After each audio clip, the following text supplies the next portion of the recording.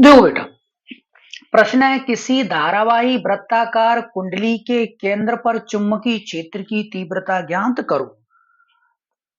तो एक धारावाही वृत्ताकार कुंडली है जिसके केंद्र पर चुंबकीय क्षेत्र की तीव्रता ज्ञात करने है। तो मान ली कि ए भी एक धारावाही वृत्ताकार कुंडली है। ए भी एक धारावाही वृत्ताकार कुंडली जिसका केंद्र ओ तथा त्रिज्या आर है। इस कुंडली की परिधि को अनेक छोटे छोटे अल्पांश A B comma C D comma E और बहुत से अल्पांश से मिलकर बनी हुई मान लेते A comma B comma C comma D, चलिए आगे बढ़ते रहे डॉट डॉट डॉट। ठीक है, तो माना ए भी एक धारावाही वृत्ताकार कुंडली है जिसका केंद्र ओ तथा त्रिज्या आर है।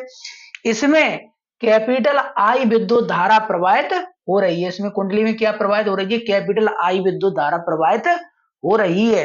तब कुंडली की परिधि को अनेक छोटे छोटे अल्पांश A B comma B C comma C D से मिलकर बनी हुई मान लेते। यही भाषा लिखी है कि माना ए भी एक धारावाही वृत्ताकार कुंडली है। ए भी एक धारावाही वृत्ताकार कुंडली है। इसका केंद्र ओ तथा त्रिज्या आर है।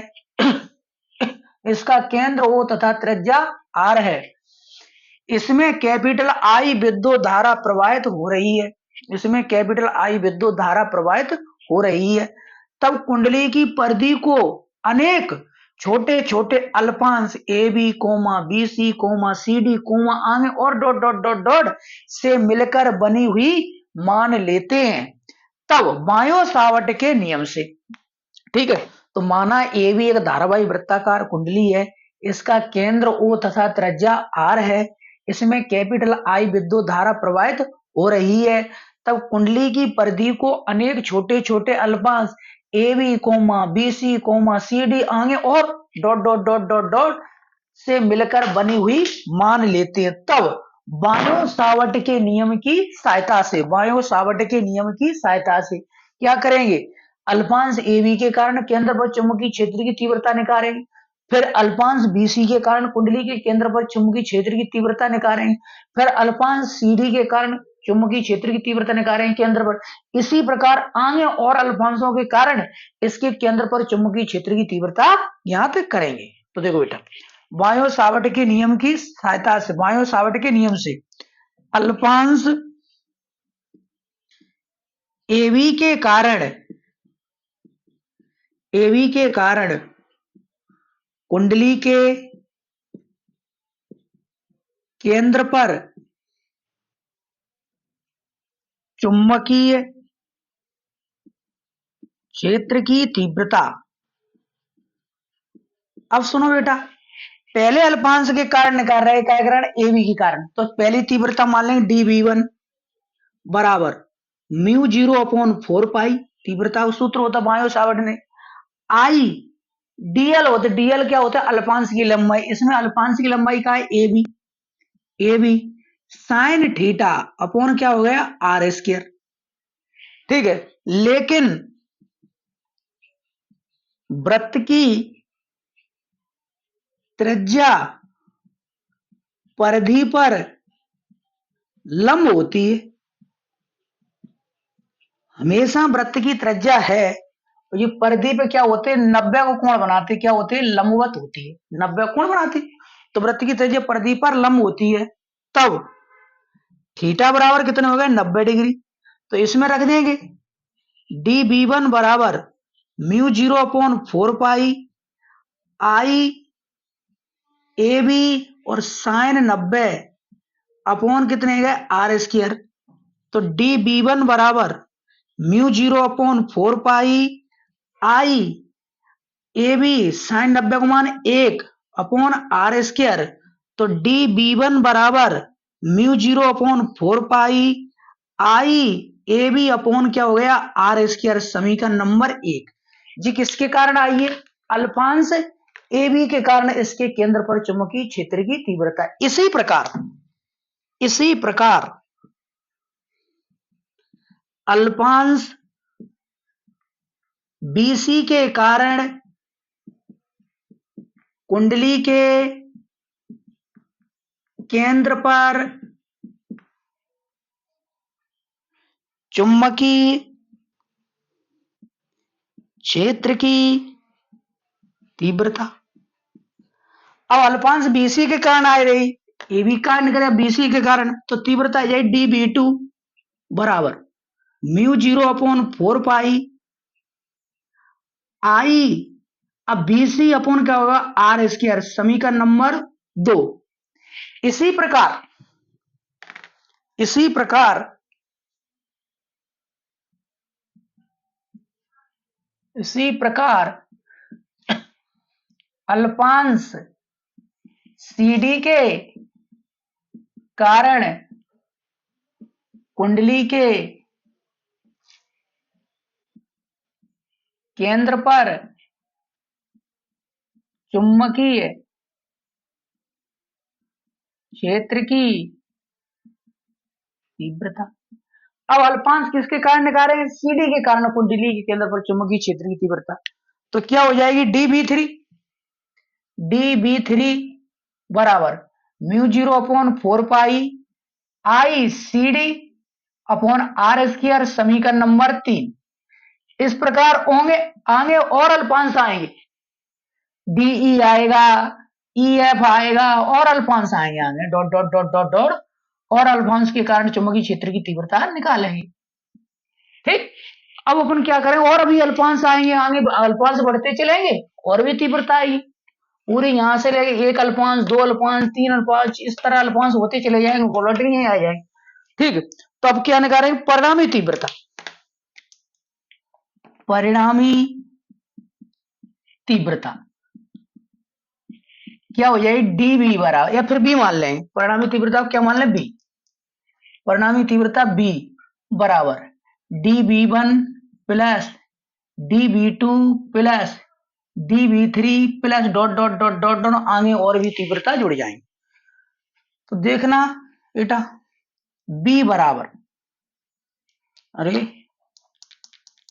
बी बराबर, अब देखो डी बी वन को मान समीकरण 1 में, डी बी टू को मान समीकरण 2 में, डी बी थ्री को मान समीकरण 3 में, मान रखेंगे इसमें, तो म्यू 0 डी बी वन को मान mu 0/4 pi I A B upon are square, फिर इसको मान रख दें समीकरण 2 से डी बी टू को mu 0/4 pi I B C upon are square plus, अब ये मारो मान रखें D B three mu 0/4 pi I C D upon are square plus, आएंगे और भी अल्पांश आएंगे, इसमें कॉमन आ रहे, क्या कॉमन आ रहे, mu 0/4 pi I upon are square common आ रहे हैं, इस दर में क्या बचेगा ए बी, इसमें क्या बचेगा बी सी, इसमें क्या बचेगा C D plus dot dot dot.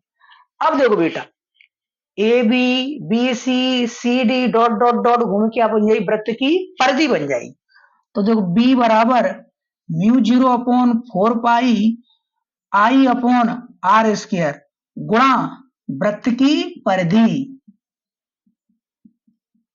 और वृत्त की परिधि क्या होती है 2 pi R, mu 0/4 pi I upon are square क्या होती है 2 पाई आर।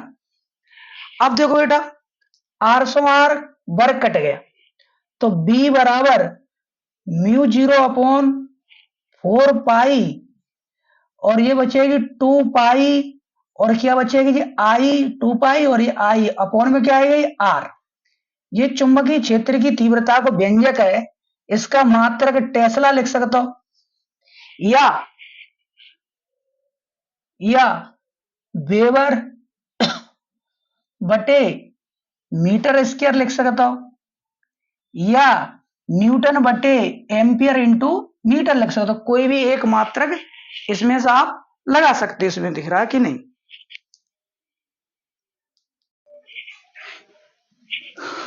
जो बेटा बना नहीं ना, थोड़ा और रह गया कि b बराबर mu 0/4 pi 2 pi I upon r tesla, या वेबर बटे मीटर स्क्वायर, या न्यूटन बटे एम्पियर इंटू मीटर। अब देखो यदि कुंडली में फेरों की संख्या n हो, तो ये तो कुंडली में फेरों की संख्या n फेरे लगाई जा रही, तो इसमें n को गुणा और रह जाएगा, b बराबर म्यू 0/4 पाई 2 पाई आई और एन आई अपन में क्या है आर, मात्रक वही रहेंगे।